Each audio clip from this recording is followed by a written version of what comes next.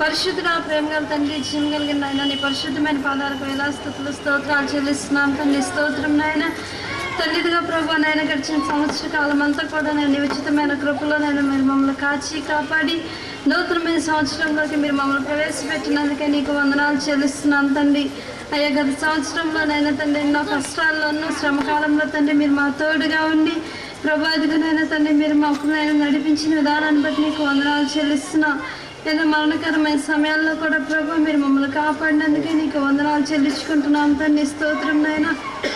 తండ్రి, నూతనమైన సంవత్సరంలో నూతనమైన కృపనిచ్చి మీరు మమ్మల్ని నడిపించమని వేడుకొంచున్నాం తండ్రి. అయ్యా, మీరు ఇచ్చిన మా వాగ్దానాలను మీరు మా జీవితాల్లో నెరవేర్చినందుకే నీకు వందనాలు చెల్లిస్తున్నాం.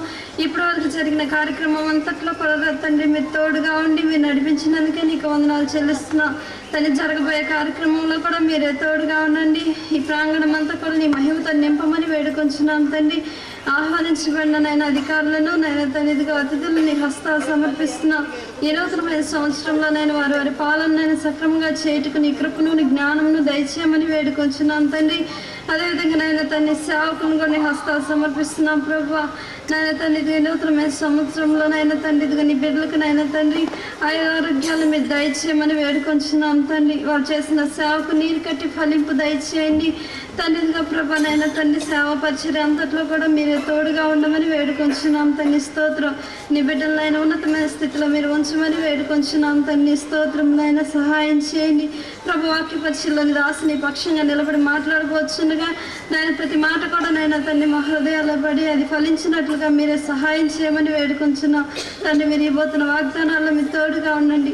నీ మాట నుంచి మీరు మమ్మల్ని బ్రతికించమని వేడుకొంచున్నాం తండ్రి. స్తోత్రం. నాయన దేవ సహాయం చేయండి నాయన. ఈ కూడికి ఆది నుంచి అంతవరకు కూడా ప్రభు మీరు అధ్యక్షత వహించి మహిమకరంగా జరిగించమని ఈ నూతన సంవత్సరపు మెన్నైన దీవెనలు మీరు మాపై కుమ్మరించమని మా కొరకు త్వరగా రానయ్యున్న నజరేయుడైన యేసయ్య పరిశుద్ధ నామమున అడిగి వేడుకొని ప్రార్థిస్తున్నాను తండ్రి.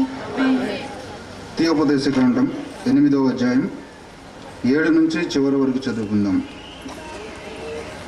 నీ దేవుడైన యెహోవా నిన్ను మంచి దేశంలో ప్రవేశపెట్టెను. అది నీటి వాగులను, లోయలలో నుండి కొండలలో నుండి పారు ఊటలను, అగాధ జలములను గల దేశం.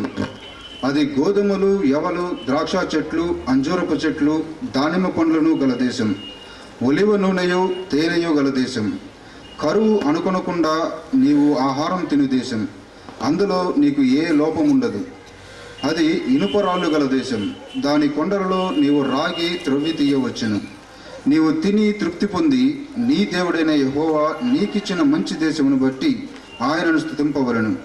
నేడు నేను నీకు ఆజ్ఞాపించు ఆయన ఆజ్ఞలను, విధులను, కట్టడలను నీవు అనుసరింపక నీ దేవుడైన యెహోవాను మరచి కడుపారా తిని మంచి ఇండ్లు కట్టించుకుని వాటిలో నివసింపగా నీ పశువులు నీ గొర్రె మేకలను వృద్ధి అయి నీకు వెండి బంగారములు విస్తరించి నీకు కలిగినదంతయు వర్ధిల్లినప్పుడు నీ మనస్సు మదించి దాసుల గృహమైన ఐగుప్తు దేశంలో నుండి నిన్ను రప్పించిన నీ దేవుడైన యెహోవాను మరచదవేమో.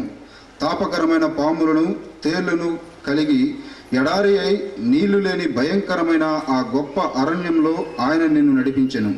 రాతి బండ నుండి నీకు నీళ్లు తెప్పించెను. తుదకు నీకు మేలు చేయవలనని నిన్ను అణుచుటకును శోధించుటకును నీ పితరులు ఎరుగని మన్నాతో అరణ్యమున నిన్ను పోషించెను. అయితే మీరు మా సామర్థ్యము మా బాహుబలము ఇంత భాగ్యం మాకు కలుగజేసినని అనుకుందురేమో. కాగా నీ దేవుడైన యెహోవాను జ్ఞాపకం చేసుకునవలెను.